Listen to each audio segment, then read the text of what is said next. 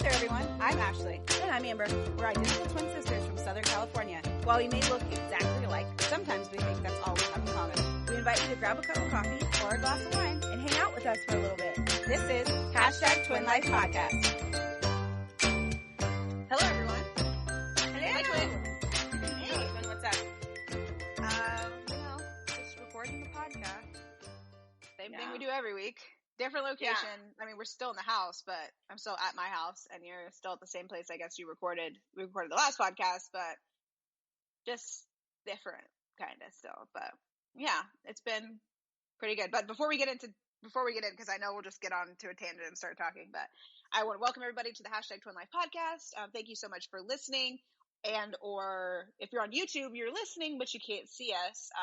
We have been, just like everybody else, making modifications during our, this time and during COVID, and not doing video version because it's just all the work to do the video version. But we'll probably bring it back in the not too distant future, and you guys get to see us again. But in the meantime, go ahead and subscribe. And if you are listening to us on Spotify or iHeartRadio or Amazon or Google or any of those, go ahead and subscribe. And then if you're watching on YouTube, hit the bell so you know when we have new episodes. Oh, and hit the 5th star while you're on Apple Podcasts as well, because that helps other people find us. Yes. Other than that, how is your week going, Twin? It's good.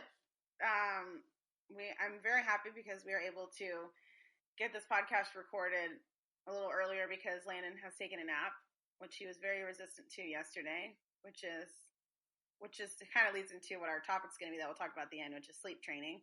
So, but yeah, he's sound asleep right now. So I was really happy because Ash and I really are enjoying recording podcasts during the week and not having to do it on the weekends, especially now that Blake's working like 9 to 5, 9 to 6 every day during the week. And then to have to take like, even though it's only 45 minutes or an hour of our day, it does take like, especially when we were getting dressed and getting ready and getting lighting and all that stuff. I mean, it takes a good 2 or 3 hours out of the middle of our Sundays. Yeah. And so I think that I'm sure Derek appreciates it too. And like Blake appreciates it that we're able to get it done on like our own separate time and not on like the family time or their time. So yeah, which is nice. So that's been nice. Other than that, it's not been like, we're just kind of anticipating moving into the new place, which will be very soon, and then kind of trying to get our Thanksgiving plans together because I think we're going to going to Arkansas, but I'm not 100% sure yet. I think we are, but Mom said that, I don't know if you know this, but Mom said that Mare and Chad were going to be maybe going to their cabin in North Georgia for Thanksgiving. And so they asked if Mom and Papa Mitch would come down to Georgia, but I don't think Papa Mitch I think Papa Mitch just doesn't want to go to Georgia. I think he obviously wants to see Mare and like the kids, but I don't think he has any desire to go back to Georgia. So I don't know. Yeah. We're going to be going to Arkansas or Georgia. It's the same amount of drive regardless. It's 8 hours that way or 8 hours south. So we just want to know what we're doing, but that's kind of like been my mindset today, is trying to figure out that and then kind of finalizing the Christmas plans, because we are for sure going to Arkansas for Christmas. But we just got to find the house and stuff. So I've been kind of looking at that today and trying to figure out, where we're going to be for the holidays, which I think it's everybody's kind of mindset right now, or a lot of people's anyway. Yeah, we've been, so normally, over the last few years, Derek and I have been talking about wanting to go to New York for Christmas. And since last year we didn't go for Christmas, but we went in like early January, this year we went in early January. And so Phoenix every year is like, are we going to go back to New York and see the snow? And so he's been asking us all year long, literally since we left New York, if we're going to go back to New York for Christmas and see the snow. So I don't think that's happening this year. It's just airline tickets have just gotten ridiculous. It's already normally like a $1,500 to $2,000 trip to go to New York as it is. So, and that's a lot on top of like buying all the Christmas gifts and all that stuff, and then dropping $2,000 to go to New York. And then while we're there, we have to we have to prepare. We have to buy like stuff for winter when we're there because it's freaking freezing. So, yeah, we're not going anywhere. We're going to stay here in San Diego. We're probably going to have like a Friendsgiving situation. at our house with Derek's friends, and I'm kind of sad. yeah, I we'll really just missed enjoy it. I enjoyed our Thanksgivings that we've had over the last couple of years. So I'm sad that we're not going to be doing. You and I aren't going to be, going over the Thanksgiving menu and like we each cook our own thing, and then like Yeah, I'm sad that that's not going to be the case this yeah. year. We got invited to another Friendsgiving, and I was like, oh, okay, like we'll go to this friend. I was like, babe, you want to go to this Friendsgiving? Like, I'll just cook like 2 things, and we'll just bring it over. And then like we got home, and he was like, babe, like I like all the stuff you cook for Thanksgiving. Like I want you to cook all the stuff that you cook for Thanksgiving. Yeah. And he's like, I don't want to eat other people's weird Thanksgiving food. And I was like, oh, okay. So I'm gonna cook all the things. It is weird. Like, well, we're gonna do an episode about Thanksgiving, and we'll share with you guys like what our traditions and because Ash and I have literally been cooking the same Thanksgiving menu probably for the entire time the last decade. We pretty much cooked the same things. Yeah. And then Derek adds his kind of like flair and his favorite things that he adds, and then I think, honest to God, Blake doesn't really care. Neither one of us really like to eat turkey. Like, turkey is basically dry chicken to me, so it doesn't really. Having a big turkey in front, like, as a centerpiece for Thanksgiving is great. I enjoy like stuffing or dressing. But as far as turkey, I could literally live completely without turkey on Thanksgiving. I feel like there needs to be some sort of protein though. Mm-hmm. It's all carbs. But I just love, it's just all the carbs. Like, I mean, the carbs between the vegetables and then like the bad carbs, like the pies and like the mac and cheese and all the things, like, I'm looking forward to Thanksgiving. But this year, if we're going to my mom's, it's going to be a vegan Thanksgiving because my mom will probably do the brunt of the cooking since we're going there. Yeah. Or I'm actually not even sure how the cooking situation will go for Thanksgiving this year, to be honest, because I mean, I'm sure you guys will just probably cook. The only thing about traveling for Thanksgiving is that, like, because I told Derek we're going to probably try to do as much of the Thanksgiving shopping like this coming weekend when we do our big grocery store trip. Like, the only thing we won't buy is like anything that's going to be like produce, but like the turkey you need to get if you're going to do. We're not doing turkey. We're doing chicken. We're doing stuffed chicken. So pretty much okay. Pretty much, because Derek does like this mozzarella stuffed chicken, which is freaking the bomb. He's done it the last 2 years. Oh my goodness, it has just become like a freaking staple over here. So the biggest thing. Wait, don't give away all your Thanksgiving stuff. We won't have anything to talk about on the Thanksgiving episode. Oh yeah, okay. So tune in next week to hear all the things we're gonna cook for Thanksgiving, because by the time you guys are listening to this, it'll be the week before Thanksgiving. So, yeah, so that's exciting. But yeah, okay. So let's stop talking about Thanksgiving because we can go on. It's like my favorite holiday, so we can go on. Yeah, exactly. Okay, so let's get into our did you sees and did you hears. So I guess one of them is that Matt James' season is wrapped or almost wrapped, right? Like for The Bachelor. They have a start date. They have an air date, which is January 4th. Yes. So they must have wrapped because they are going to. So I'm excited about that. That's a nice solid way to start off the new year, start off 2021, right? So I'm excited about that. He's obviously, if you don't know who he is the first Black Bachelorette. So everybody's, stoked about that. Bachelor. I'm sorry, Bachelorette. Black Bachelor. And then coming right behind Tayshia, who is the first mixed race, because, not mixed race, half black, mulatto. I guess you could say mulatto because she's half black, is she Indian? Is she black and Indian? What is Tayshia? White and black? I'm trying to remember. I know she's biracial, so I'll just say that she is the first biracial Bachelorette.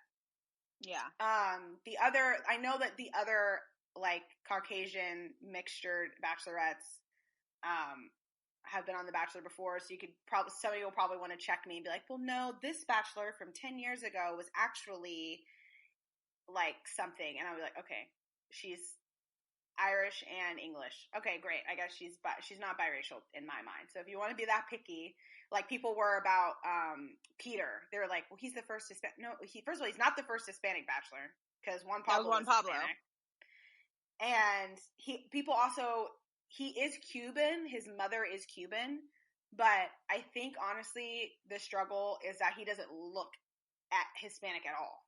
So people in life, like he he's not going to grow up with like the struggle of a Hispanic kid because he doesn't look like it. So he's not going to have the same situation in life. So I think that's why people are just been like, okay, that's not a thing. But that's really so cool. Tasha is half white, half black. Her dad is Desmond and he's black, and her mom is Rosario and she's white, and she grew up in Newport Beach, California. Okay, so she's white. Got it. I couldn't remember if she was who was it whose parent, there was one girl whose parents were Indian, and I cannot remember who that was. Oh yeah, I don't know. I could not, because I remember they did the hometown. But anyways, either way, Matt James, January 4th, 8 o'clock Eastern on ABC. Not hashtag not sponsored, but we're pretty excited about that. So I'm excited to see a normal season. Because I'm sure they still had to do all the COVID. They still had to do all the COVID testing and quarantining. So I'm sure it's still going to be in a bubble, which kind of sucks because they don't get to do all the awesome traveling and all that stuff. Yeah. Hopefully I was watching. Okay, so I watched Love Island. I talked about this before, and they had them leave the bubble, like leave their, like they were in a resort, or like a hotel. So they went different places in the building, and then they also at one point went over to another hotel. And then they also did like trips where they left, like they drove to the desert and did a picnic and stuff. So I'm hoping The Bachelor can get on that because of Claire's season was shot in the heart of COVID. Like it was like,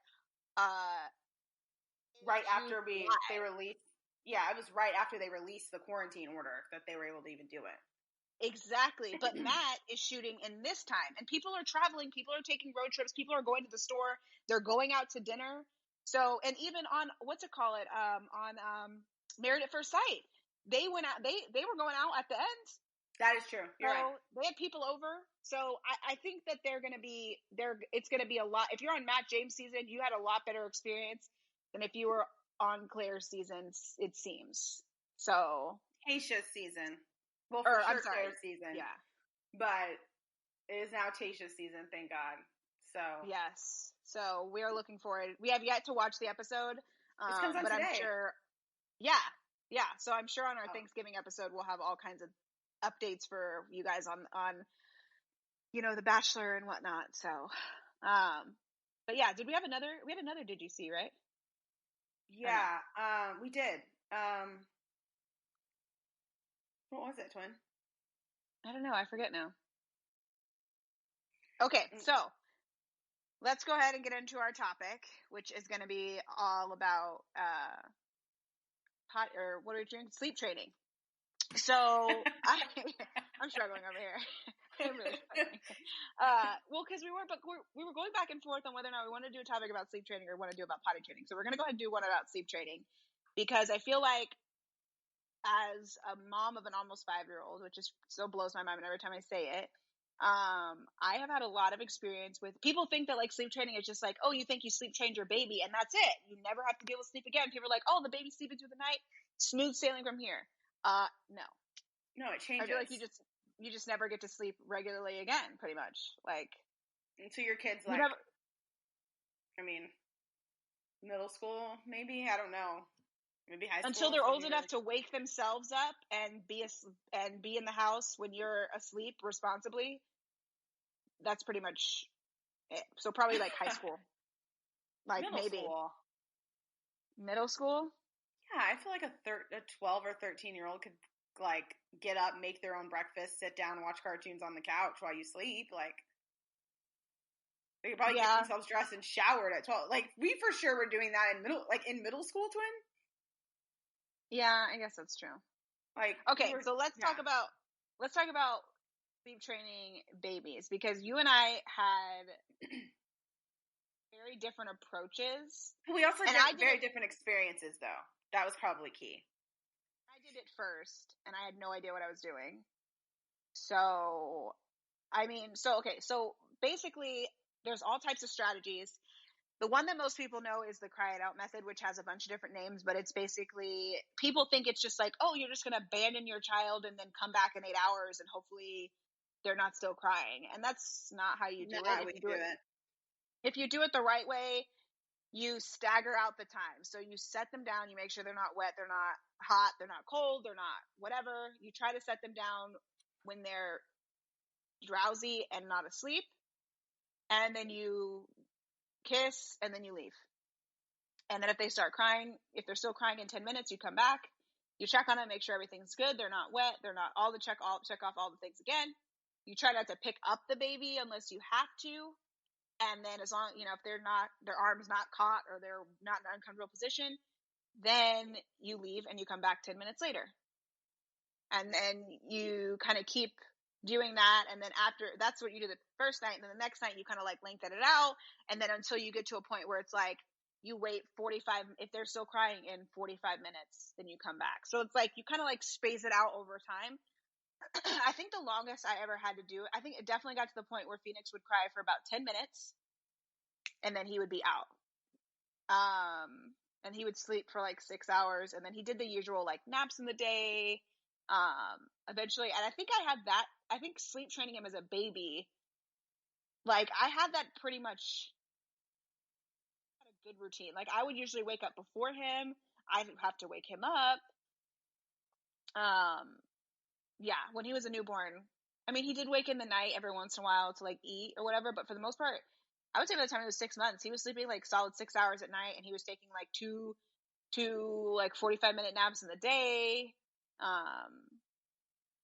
And I remember being exhausted for sure off of like weird sleep, but I feel like that's pretty much all you can ask for from a newborn. I don't remember what was y'all's experience. I mean, I kind of remember you telling me, but yeah, I mean, I feel like, so for me, I would say it was mainly me doing the sleep training. Blake definitely would get up every once in a while, but like his schedule was so ridiculous that if he got up with Landon, it would end up where he just wouldn't sleep for a whole day.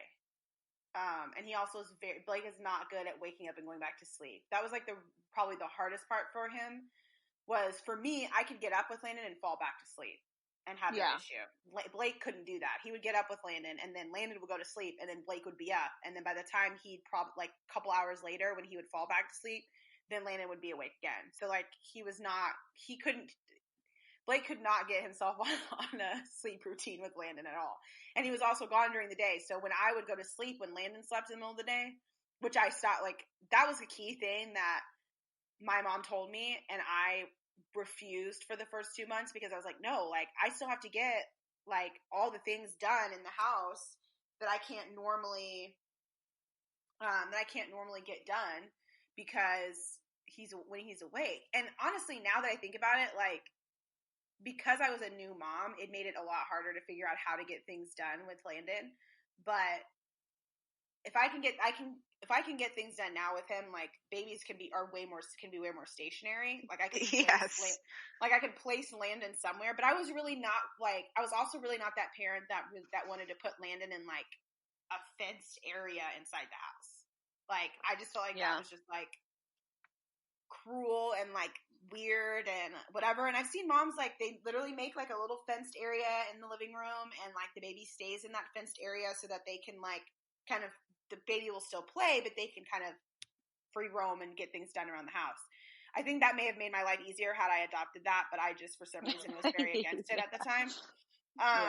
So I would just get things done. But what made it easy for me, and what really helped with the sleep training process for me, was really learning Landon's routine. And I was not going to be able to just like, I wasn't that person that could just like, I could sense when Landon needed something, but I didn't know how much of what I didn't know how much he was supposed to drink. I didn't know how much he was supposed to eat. I didn't know how much he was sleeping. I didn't know how much he was eating. And I found when I would go to the doctor's appointments, they'd be like, so how many ounces a day is he drinking? And I'm like, I don't know. Like, I have no idea. So I really started charting them. So I would say my advice, if you're kind of feeling overwhelmed as a new mom, definitely get a journal and journal your child's first 3 months of life, 3 to 4 months of life. And when I say journal, I mean like they woke up at 8 o'clock, they ate 2 ounces of formula or 2 ounces of breast milk, whatever, 4 ounces. And then you want to gradually see that number go up. You want to gradually see their sleep go up, the amount of food they eat, how much they weigh, like all these things. And I literally charted them out. And that really helps me with the sleep for Landon, because I was like, okay, so he's actually sleeping 4 to 6 hours a night. Awesome. As far as the hands-on part of it, I did the cry it out method, which was very difficult just because listening to your newborn cry is like heart-wrenching. Like there was definitely times I'd lay in bed, I'd just cry while he was crying. But but I made a point to make Landon separate from me at 4 months old. He went in his room in his crib at 4 months old because I needed sleep, and I could not sleep well with Landon laying next. I still can't really sleep well with Landon laying next to me, to be honest. I am too conscious of him and aware of him okay, if he's asleep now, I'm okay. If he's awake, like if Blake and Landon are awake, it's really hard for me to be asleep. Like I can't and Blake has no issue. Landon will be up playing and I'll be doing stuff and Blake will just pass out. I can't do that. Like I can't just pass out and Landon's just like playing in the house and running around. Like I wish I could just knock out. I would feel like I can't do that. I'd feel so bad. Like even if Derek's like, because Derek's literally been like, babe, you're literally falling asleep. Like, because usually I don't know what it is about Sundays, but Sundays, man, at about 1 o'clock, I just have to sleep. Like I have to nap. Honestly, when Derek is here though, I sleep way deeper than when, obviously, I mean, very rarely are me, Phoenix, and Derek in the house at the same time. Like it's very rare. It's either me and Phoenix here or me and Derek here. Rarely is it just Derek and Phoenix here, but yeah, usually it's like we're all here together or whatever. Or I'm by myself. So like when I'm by myself, obviously I can sleep a little bit better. Like if I was going to take a nap during the day, but like when Phoenix was a baby, it was hard for me to sleep in general.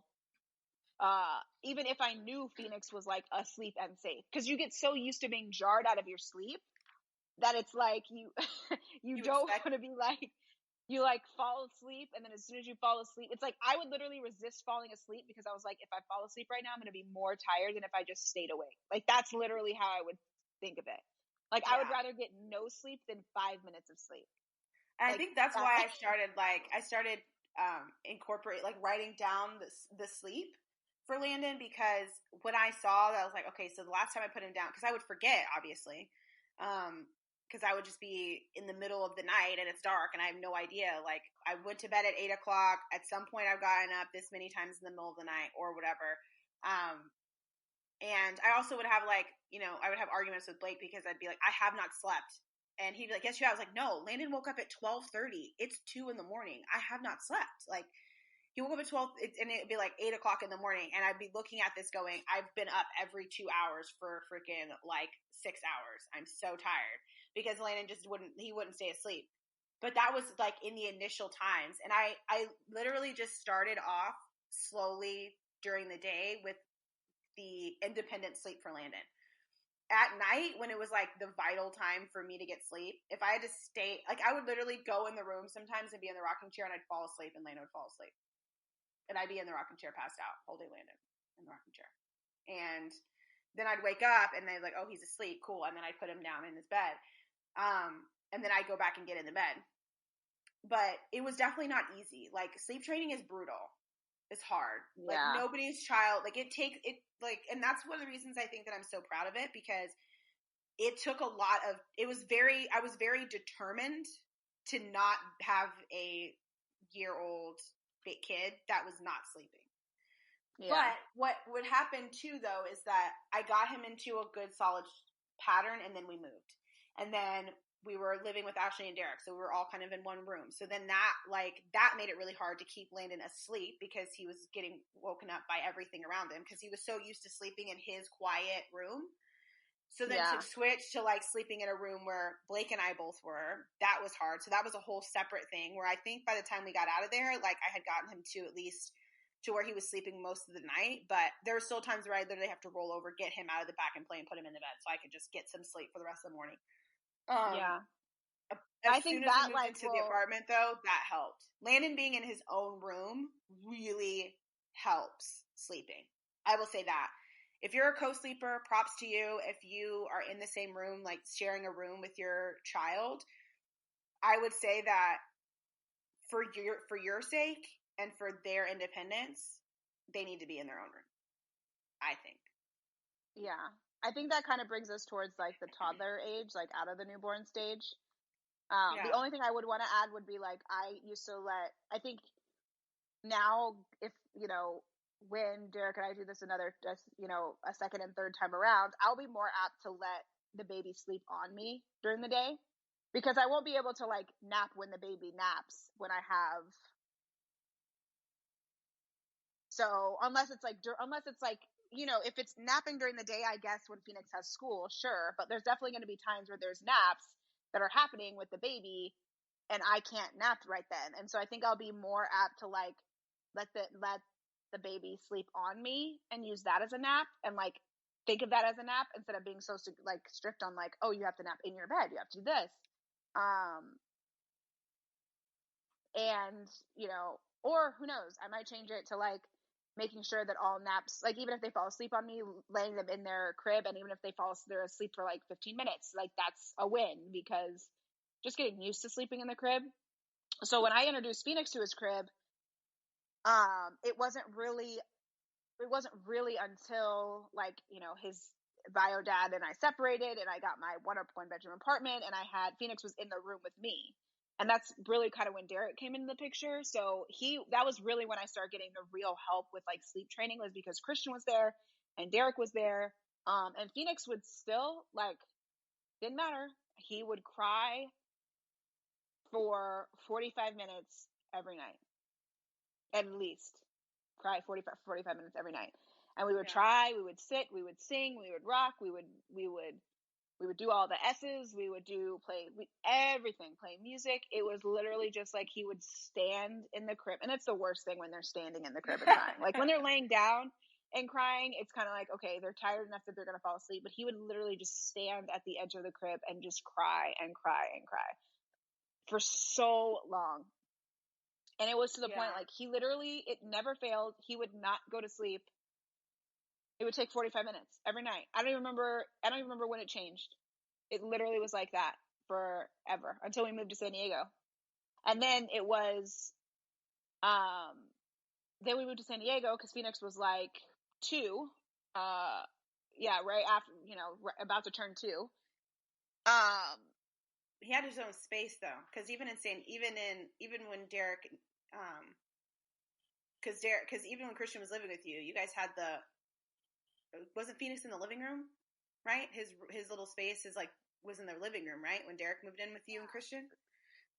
No, so when we moved to San Diego, Phoenix had his own space in the living room because Christian took the bedroom, and Phoenix had, instead of Phoenix being in our room with us, again, we were like, we'll just put him in the living room so he has his own space. And then after we had him in his crib for a long time, and then he got too tall for the crib. He got to the point where he could crawl out of it, like climb out of it, even if it was on its lowest setting. So we got transitioned to a toddler bed, which is a whole nother situation, because I think that triggers a whole nother set of bedtime situations, to be honest. Like he was super excited about the bed. Super excited. Naps have never really been a thing. Like naps took just as long. It took just as long to get Phoenix down for a nap as it did to get him down for bedtime. It took easily an hour, and I started being to the point where I was like, you know what? If he's not asleep in an hour, we're giving up, and you're just going to be tired. Because usually by like an hour 15, he would sort of start to like give up and get tired. I'm like, nope, you should have been asleep. It's been an hour and 30 minutes. We're awake. Let's go. Turn all the lights on or open all the blinds. You need to get up. We're not sleeping now. Because then it would be like 2:30, 3 o'clock. And it's like, I'm not going to let you sleep now because you've been torturing me all for the past hour and a half, not going to sleep. Now that Landon needs more sleep at night than he does during the day. When he was doing his 2 naps, I needed one to be early and one to be later in the afternoon, but he can stay awake way longer now. Like Landon's getting to the point where yesterday he did not take a nap and he was asleep he was cranky and asleep by 8:30 because he was exhausted because he did not take a nap. So he's perfectly physically capable of staying awake all day long. But then today he's tired because he didn't take a nap yesterday. So today he's been like kind of a grouch pants because he didn't take a nap yesterday. So he's very tired today. I feel like it did not affect him staying in his bed at all. Like from 8:30 to 1:30 in the morning, that's pretty long. 8, 9, 10, 11, 12, 1. That's 5 hours that he stayed in his bed, and then he had to get up and go pee, and then he went back to bed for a couple hours, and then came back to me, and then he slept until 7:30. So, yeah, anyways, I think that, like, I was a big person on naps. Naps were part of, like, my charting. I wanted to make sure Landon was getting the right amount of time for each one of his naps. When he's little, I didn't, if he took a 3-hour nap, then I would keep him awake. If he took like a 1-hour nap and then was up for a couple hours, then I'd want him to take a second nap that was an hour. I also tried now, because Landon still will sleep for 2 hours in the middle of the day.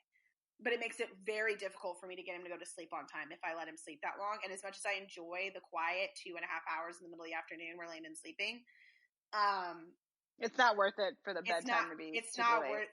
Yeah, it's not worth it to me to have to.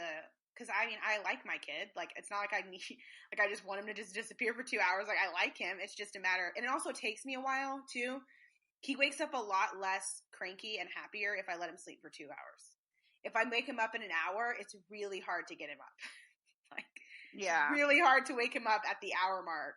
So there's that also, where I'm just like, oh, you're still so tired. Like, I don't want to wake you up, but I just know that that's like anytime over an hour and 15 minutes is too long for Elena to sleep. So. Yeah. So when we switched him over to the toddler bed, naps were a rare thing. I mean, they were happening because I was just really strict on it. I needed those 2 hours in the middle of the day to get stuff done. And we were potty trained. We started potty training then. And so that kind of brought a whole nother dynamic, because it was like, do you put a pull-up on him when he's sleeping or not put a pull-up on him when he's sleeping? Do you put up, like, it just was like a whole long thing, potty training, and try to like regulate sleep and potty training and all that kind of stuff. So that was like a whole situation. And yeah, bedtime was literally like,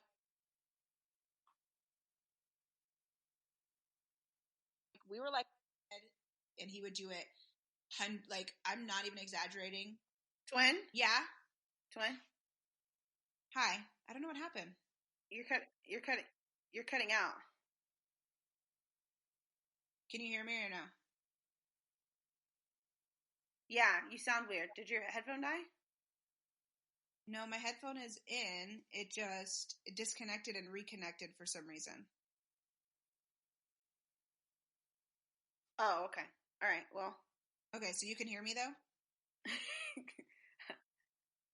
Yeah, I can hear you. You sound different, but I can hear you. I sound different? What the heck? Okay. You sound closer.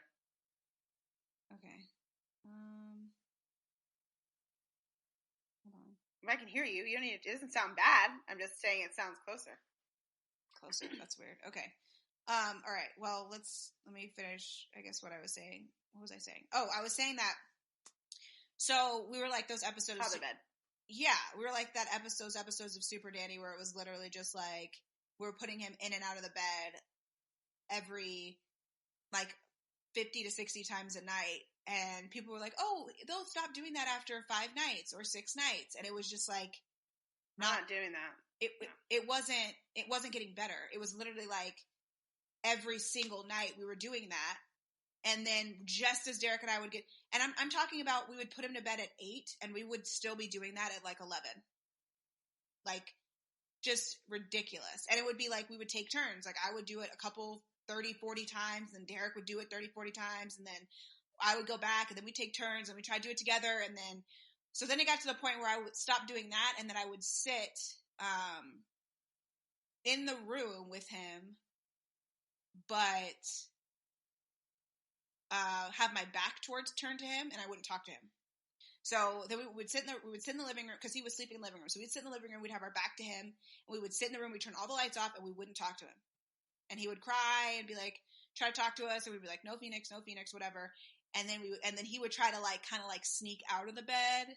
This is so his personality too. He would try to like quietly sneak out of the bed, and then we would tell him to get back in the bed. And then I would just be like, as long as he's literally not out of the bed, like standing up out of the bed, he can do whatever he wants. He can stand up in the bed. He can kick in the bed. He can throw the pillows. He can do whatever he wants. He can like lay over the side of the bed, but if he stands up, I'm putting him back. But if he's physically on the bed, fine. Derek was a little bit more like, no, he needs to lay down. He needs this. He needs that. So we did that, and then we moved again. And then Phoenix had his own room when we moved. And we kind of had him on a bedtime routine, sort of. And then, we had to switch that up because, you know, you guys were staying with us.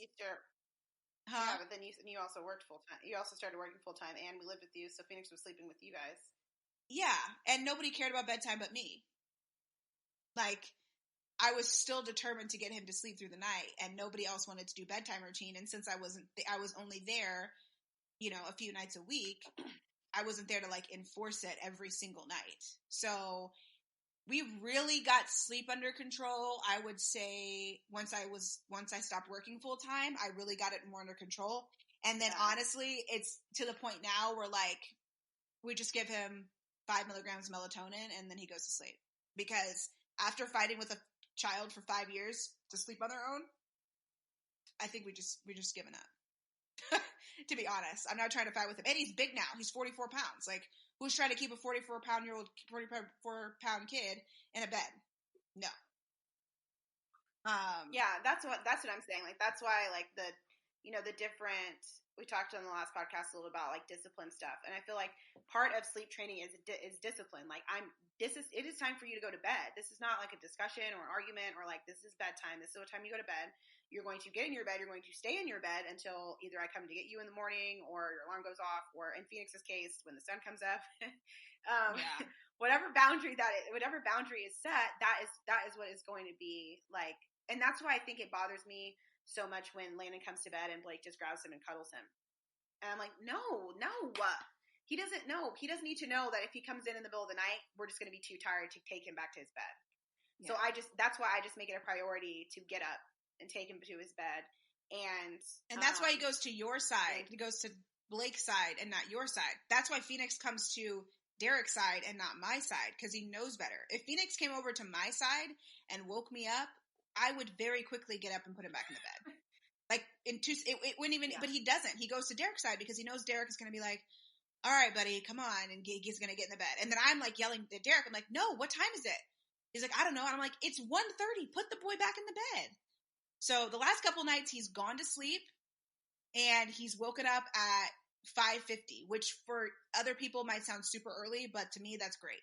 Before, when he was waking up every 2 hours before, even in the past year and a half, he was doing that. So the fact that he sleeps from 8, maybe one weird wake up. He's doing this thing right now where he's waking up and like mumbling in his sleep, which I looked up that sometimes toddlers, like, they get stuck in like, they're in their, it's like a kind of version of sleepwalking, but he's not walking.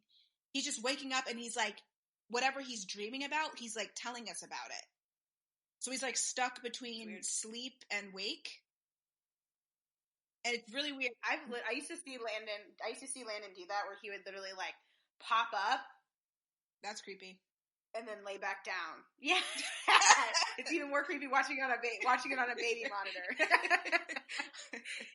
Because Landon's super flexible, so he would be laying down like in the fetal position, and then he would pop himself back up and he'd look around. And then he'd lay back down. It was the creepiest. That's really creepy. Ever. Yeah, so creepy. So that's why I'm like, yeah. Now he does. He'll talk sometimes. He'll mumble, but not like a whole lot. The worst part is the crying loudly, like the screaming. Like he'll wake up in a panic for some reason. Yeah. So Phoenix has always woken up crying. Landon never did that. I mean, until recently, but Phoenix has always been the kind of kid. He never, when you told me that Landon wakes up and just like peacefully, just like sitting in the crib, I was like, whose kid does that? Phoenix never did that. He literally has always woken up and immediately started crying. Like for the whole time. Landon doesn't do that. He does that now. If he does that, it's very upsetting to me.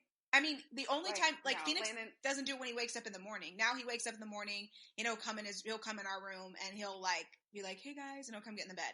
But, like, if he wakes up in the middle of the night, wakes up screaming. It's the as worst. long as Landon wakes up and he sees his cup, he is fine. And then when he's in his own room, when we took the rails off, by the way, Landon just woke up. He's very quiet. But he was drinking his cup, so we have to wrap up. Okay. But he would get up and he would, when we took the rails off, he would get up and he would just play in his room. And he wouldn't come. We'd have to go get him out of his room. He'd get up and grab his toys. And then before that, the child is like, I don't know how he would do it, but we would go in there and he'd have toys in his bed. I'm like, how did you get toys in there? Like, he would literally like fish them from the floor or something and have toys in his bed with him. He'd be sitting there just playing with his toys. And so it's very rare where Landon wakes up. Like, seriously, if you guys are listening to this, Landon is awake.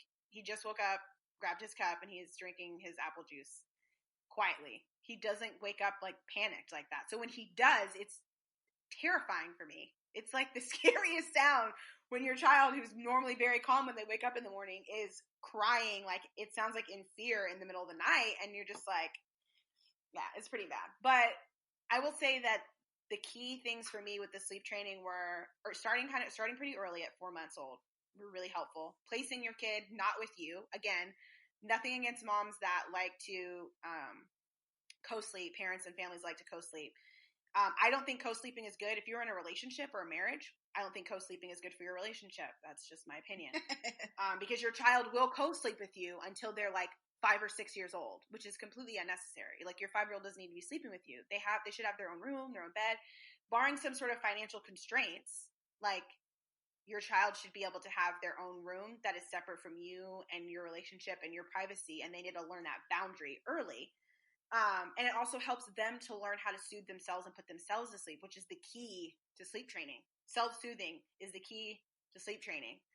So, yeah, I don't know. Was there any other, like, little advice tidbits? Honestly, I have no advice because I feel like I never got a hold of sleep training.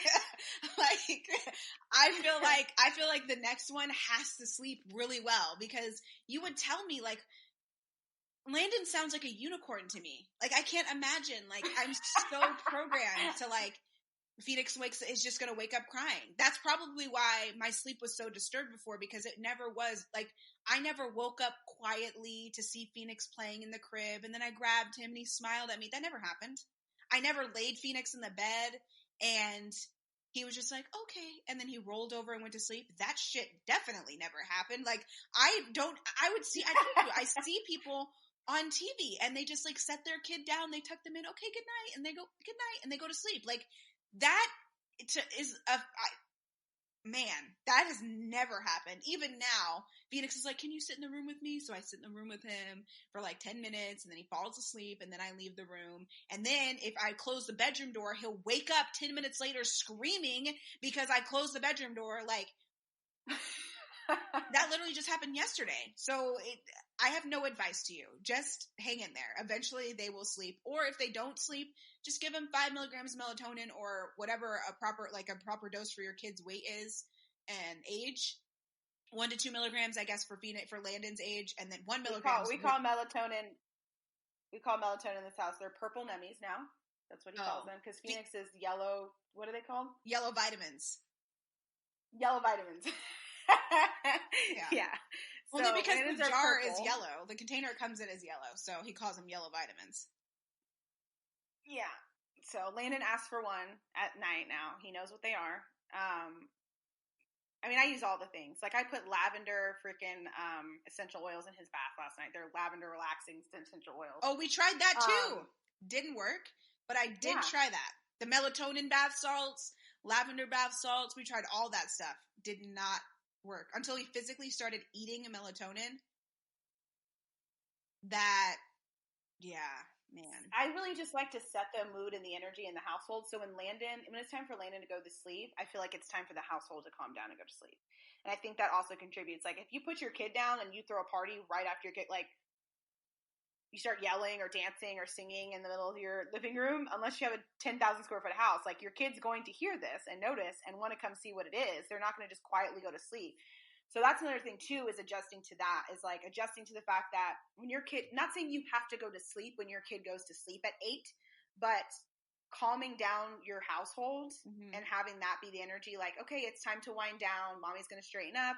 It's time for Landon to go to bed. We're all going to get in our jammies. We're going to brush our teeth. We're going to go, like, setting the environment up is really key, I think, also to the bedtime routine. Yeah. But those are my advice. That's my advice, because it works for me and Landon. Again, like, you could have a kid like Phoenix where it just makes it more difficult. I personally think, though, for Ashley, that if she wasn't a freaking stay-at-home mom, or not stay-at-home mom, a single mom for the first few years of his life, and then wasn't a working mom, full-time working mom for the other part, I think if Ashley, like, was able to do, like,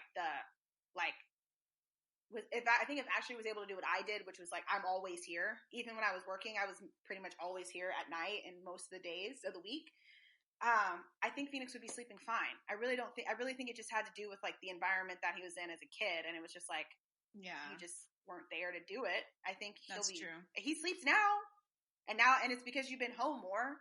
So I don't think Landon is a unicorn. I think that Phoenix would have been just like that had you been there to, like, really enforce the bedtime routine situation. Yeah. You know what I mean? Yeah.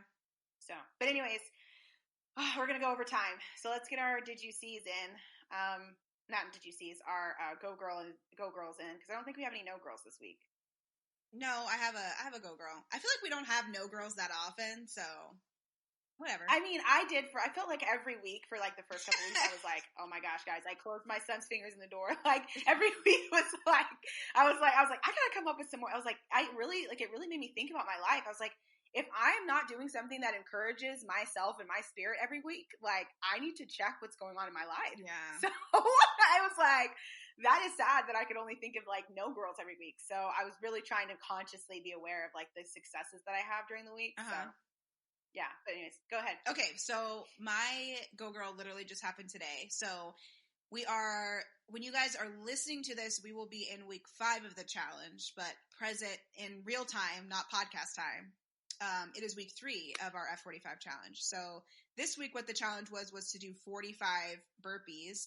They came out with that yesterday, and 45 burpees in a row. So not like over. Some people thought, like, oh, I can do like 15 and then I can rest and do 15 and then rest. No, it was literally like straight. Do not stop. Do not pass go. Don't collect $200. Like, you are doing 45 burpees. So the part that's funny about it is I told Derek this last night, and I'm like legit having anxiety, like, about this, which is, like, really dramatic. But I was just like, oh my God, like, I'm like mentally preparing myself. I'm like, I'm gonna have to do 45 burpees. And I think it's also too, there's a little bit of pressure, which is either the pressure I put on myself or just in general, because there's an expectation of, like, what I can do. And I was just like, oh my God, what if I can't do 45 burpees? So I tell Derek, and he's just like, babe, like, I don't even know why you're sweating about this. You could do 45 burpees pretty much in your sleep. And I'm like, are you serious?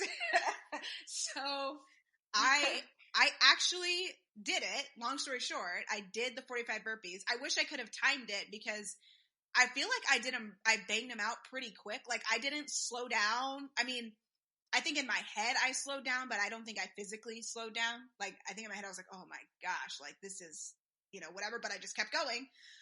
And I actually sped up towards the end. When she told me I only had 5 left, I was like, oh, we're about to bang out these last 5, because I, like, just want to get it done. So I did the 45, and then there was another guy there that, like, we kind of, like, talked him into doing them after me and this other girl, Elizabeth, did them. And he was just like, oh my gosh, I guess I can do them, da da da.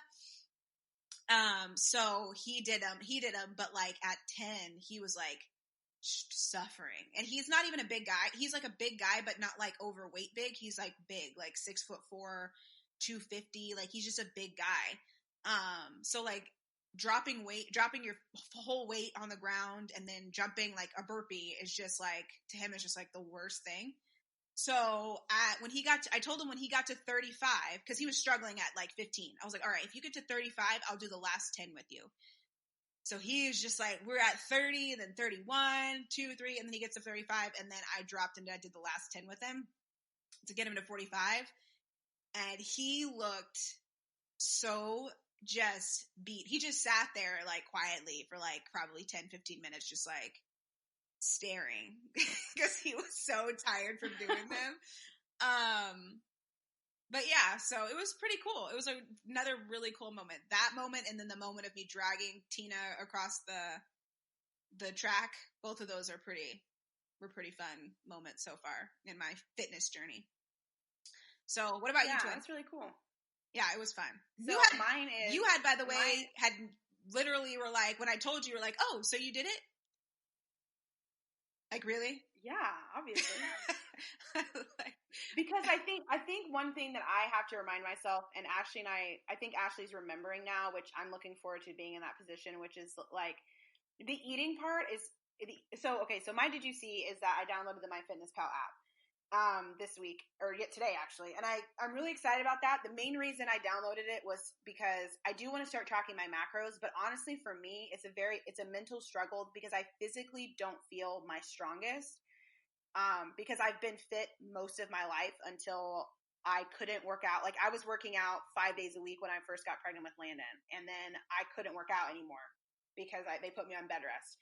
And from the moment they put me on bed rest till now, I really haven't done a lot of working out at all. And it's been 2 years, which in my 31 years of life is not that much. But for me, for somebody who was consistently working out like every single day or 5 days a week for a large portion of my life, that is a lot. Like that's a long time. And so it's already physically drained me. I've gained way more weight than I want. So I wanted to kind of check in and see, how much I'm consuming calories wise, how much fat. Like I just eat what I would normally eat, and then see, what the damage is, and kind of get like a visual on it. So I downloaded the app again. So I'm by the end of the day, I'll kind of get an idea of what I'm eating, and I'll probably take a screenshot of it, and then as like a kind of progress like point or like a checkpoint, and then we'll see how I do like over the next few months. But I really think for me, the eating part follows my working out. It's really hard for me to eat well, quote unquote, when I'm not able to when I feel like, okay, I'm eating well, great. What I really want to do is I really would like to go to a class. I really would like to get into a schedule of being able to work out consistently. Like I would really like to be able to do those things. And my eating well follows that, because it's not like I was really eating whatever I wanted at the time. But Ashley and I, we were going back through our Instagram, and I was like, we were pretty naturally healthy eaters. Yeah. Barring eating some waffles or eating a bagel and turkey bacon sandwich, I would eat a sprout bagel with turkey bacon on it. I wasn't eating you know what I mean? We were always so conscious of our health and of our eating. And I think that was just because we've always been so physically active. And I think for me, that trigger in my brain will come, I feel it's going to follow my work, my physical activity. But I always just feel better about myself when I'm consistently working out. I've just always been that person that was in the gym or in a class multiple times a week. Yeah. Maybe so try to add that. But I want to get back to class, Maybe try to do a challenge. I know this sounds weird. Not not like what I'm doing, but maybe do one of those 30-day plank challenges. Yoga challenges. Yeah, or 30-day, because that's not honestly. You know what's weird? What is the challenge that I kind of want to do? Shout out to Hannah, who is a friend of ours from the Oasis. She's been doing a 100-day run challenge, and I hate running. But for some reason, I was just like, I wonder if I could do 100 days. And she's it's not a certain amount of miles. So she just goes for she runs 5 or 6 miles a day now, because she's run every day first, on day 83 or something.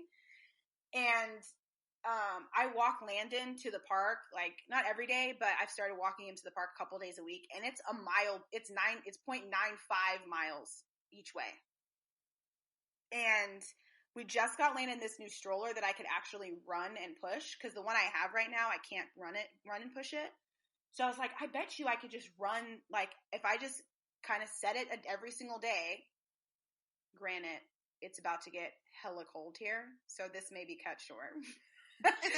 But it's still pretty warm outside. 50 degrees is cool enough for me to, when it gets in the 30s, that's still getting a little too cold for me to go run. But I could definitely do a challenge of okay, make a point to run every day. Again, I'm not a huge running fan, but I just need to do something that like gets me. A yoga challenge was really what always spurred me into physically feeling more healthy. I would do a 30-day yoga challenge. And so I should just try to find a 30-day yoga challenge mentally makes me feel good. But physically, for what I want to do, like my goals, like to lose weight and stuff, I think I need to do more than just like a 30-day yoga challenge of like 45-minute yoga class. Like it's good, but I feel like it's not making me feel active. Like I want to do like more like kind of what you're doing at F45, Twin, which we can talk more about this when we get done. But, yeah, we can talk more about this off, but anyways, off mic, but yeah. But that's awesome. Podcast. I mean, that's a step towards towards your goals. In the right direction. Yep. But all right, guys. So we're gonna wrap it up. But thank you so much for listening. As always, you can find us on Instagram and Facebook as well. All those links will be in the bio. And remember, if you haven't already, hit that 5th star to rate us on Apple Podcasts and follow us on YouTube. Or subscribe to us on YouTube, and we will catch you guys for our next episode on all things Thanksgiving on the Wednesday before Thanksgiving. So we'll give you something to listen to. Yay! If you need to escape from your family on Thanksgiving Day or something for a little bit, we'll give you an hour of escape for that day. But other than that, we will talk to you guys later, and go decorate your house for Christmas.